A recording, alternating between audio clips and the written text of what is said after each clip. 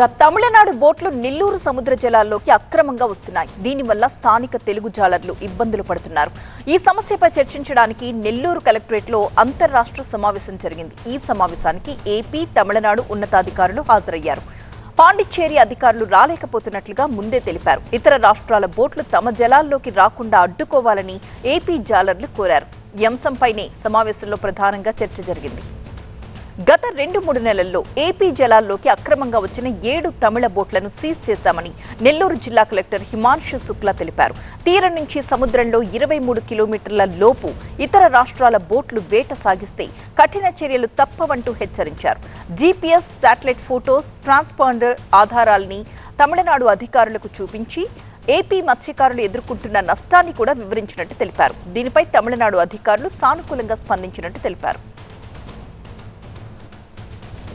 Last 2-3 మంత్స్లో 7 boats seize చేయడం జరిగింది. మే నెలలో గౌరవనీయులు సీఎం గారు వచ్చినప్పుడు ఇక్కడే ఒక పెట్రోలింగ్ ఎక్సర్సైజ్ మొదలు పెట్టడం జరిగింది.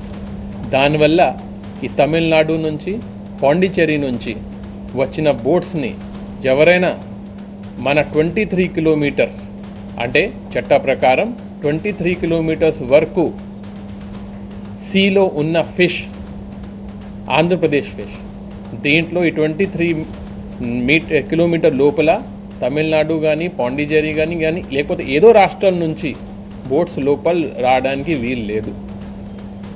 ఆ నేపథ్యంలో 7 బోట్స్ ఇప్పటి వరకు మనం సీజ్ చేయడం జరిగింది. క్లియర్ కట్ భాషలో వాళ్ళకి చెప్పడం జరిగింది. మన సీఎం గారు క్లియర్ కట్గా చెప్పారు, ఈ తీరం ఆంధ్రప్రదేశ్ది, ఇక్కడ ఉన్న వేట్ ఆంధ్రప్రదేశ్ ఉన్న వాళ్ళకి. తమిళనాడు కానీ, పాండిచ్చేరి నుంచి వచ్చిన బోట్స్కి ఎట్టి పరిస్థితిలో 23 కిలోమీటర్స్ లోపల రావడానికి వీలు లేదు. వాళ్ళకి చాలా క్లియర్ కట్ భాషలో చెప్పడం జరిగింది. మా ప్రతినిధి మురళి సిద్ధంగా ఉన్నారు మరిన్ని డీటెయిల్స్తో. మురళి, అంటే దాదాపు దశాబ్దాలుగా ఉన్నటువంటి సమస్య ఇది.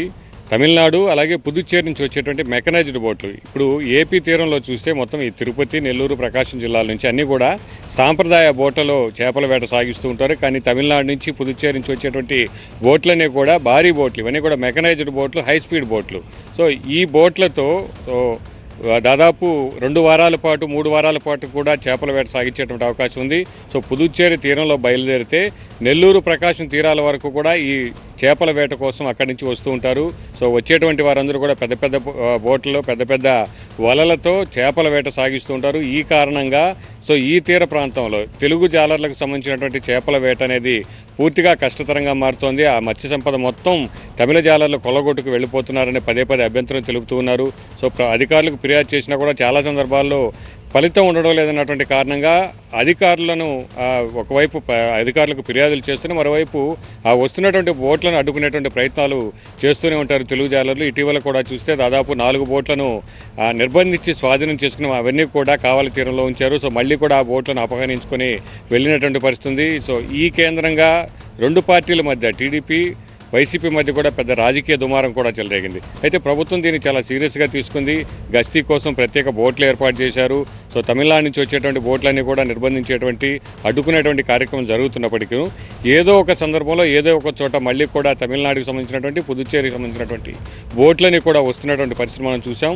వారం క్రితం కూడా 2 సందర్భాల్లో ఈ విధంగా బోట్లు చొరబాట్లు చేసి ఇక్కడ ఏపీ తీరం వైపు చేపల వేట సాగిస్తుండడంతో ఇక్కడ ఉన్నటువంటి మత్స్యకారులందరూ కూడా అడ్డుకునేటువంటి ప్రయత్నం చేశారు. అయితే దీనికి ఒక పరిష్కారం కావాలంటే 2 రాష్ట్రాలకు సంబంధించినటువంటి అధికారుల మధ్య ఒక చర్యలు తీసుకునేందుకు ఒక సమావేశం అనేది జరగాలని గతం నుంచి కూడా అనేక సందర్భాల్లో ఇక్కడ ఉన్నటువంటి మత్స్యకారులందరూ కోరుతూ ఉన్నారు. సో ఇవాళ నెల్లూరులో సమావేశం జరిగింది. సో తమిళనాడు నుంచి ఉన్నతాధికారులు కూడా వచ్చారు, ఇటు పోలీసు అధికారులు అలాగే జిల్లా కలెక్టర్లతో పాటు 2 రాష్ట్రాలకు సంబంధించినటువంటి తీరం వెంబడి ఉన్నటువంటి ఇటు నెల్లూరు, తమిళనాడులో ఉన్నటువంటి చెన్నై జిల్లాలకు సంబంధించినటువంటి జిల్లా పోలీసు అధికారి యంత్రాంగం, అలాగే జిల్లా కలెక్టర్లు, అలాగే మత్స్యకార సంబంధించినటువంటి ఫెడరేషన్కి సంబంధించినటువంటి అధికారులు కూడా తమిళనాడు నుంచి వచ్చారు. సో సుదీర్ఘంగా సమావేశం అనేది జరిగింది. ఇక్కడ జరుగుతున్నటువంటి నష్టాన్ని ఏపీ తరపున నెల్లూరు జిల్లా కలెక్టర్ అలాగే ఫిషరీస్ అధికారులు వివరించారు.